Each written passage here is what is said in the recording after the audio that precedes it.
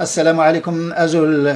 كل شيء يباع في السوق، نعم، جميع الأشياء تباع في السوق. إذا دخلت السوق تجد دجاج وإوز وحمام، وتجد حيوانات، وتجد أشياء كثيرة تباع في السوق. حتى الزواحف تباع في السوق، نعم، الزواحف في المغرب لها أسماء محلية: رضاعة البقرات والزرزومية والزرغميل والبوبرايس، بوبرايس الوزغة، وكذلك الضفدع البري مجفف، وتجدون السلحفاة تباع، وتجدون الثعلب مجفف يباع كذلك، يعني جلد الثعلب وناب الثعلب وعظام الثعلب ومخ الثعلب يباع كذلك، جلد الذئب يباع كذلك في السوق، ثم كذلك جلد الكلب. لماذا جلد الكلب يباع؟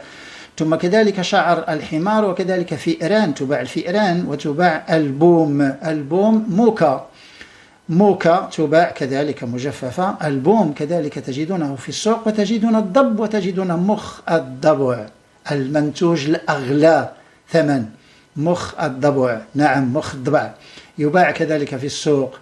ويعني أشياء كثيرة تباع في السوق، منها الذبابة، من أشياء كثيرة، نعم. السحليات والزواحف تباع في السوق. السحلية الحمراء المرقطة رضاعة البقرات، السحلية الصفراء الملساء هذه زرزومية، كذلك 44 زرغميل، وكذلك البوبرايس هذه الوزغة، وبوبرايس هناك بوبرايس يعني البري، وبوبرايس كذلك الذي يسكن مع الإنسان، هذا بوبرايس. وتجدون موكا هذه البوم، وتجدون الضفدع البري مجفف يباع، وتجدون السلحفاة المجففة كذلك البرية مجففة، وتجدون الثعلب، وتجدون الضب، وتجدون مخ الضبع يباع كذلك، والفئران مجففة، وتجدون عظام الحمير وشعر الحمير، وتجدون أشياء كثيرة. لوازم الشعوذة كلها تجدونها عند دكاكين التي تتخصص في بيع لوازم الشعوذة، نعم، هناك محلات تجارية تبيع لوازم الشعوذة وليس أسواق البادية.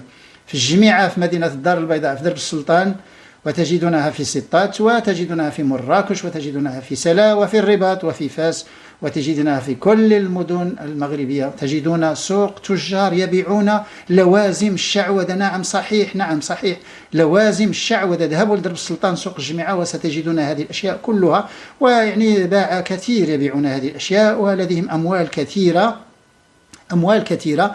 هل معهم ترخيص؟ لا أعلم، لكن هذه الأشياء هي لا تستهلك، ومعلوم أنها تضر وتؤذي، فلماذا تباع؟ السؤال الكبير، اللغز الكبير الخطير. لوازم الشعوذة تباع، هذه الأشياء. كثير من الضحايا الآن هم تحت الأرض. من يحمل ذنوب هؤلاء الذين تركوا أيتام وتركوا أرامل، وربما المرأة توفيت وتركت زوج وأطفال؟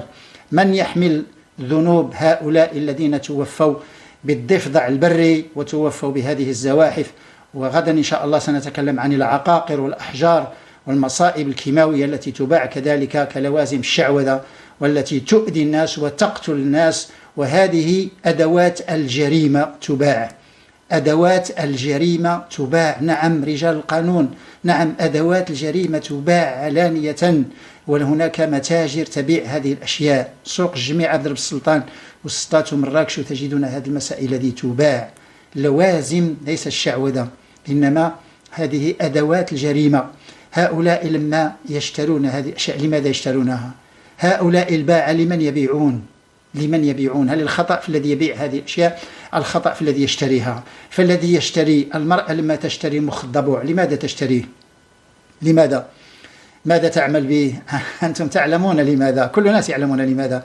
لما تشتري الضب أو الضبع، أو تشتري هذه الضفدع البري، لما شخص يشتري ضفدع بري لماذا يشتريه ليقتل، عنده سبق الترصد، الإصرار والترصد يعني، وينوي جريمة.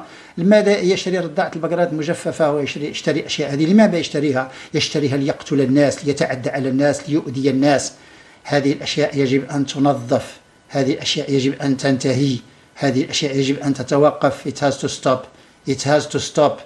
to stop.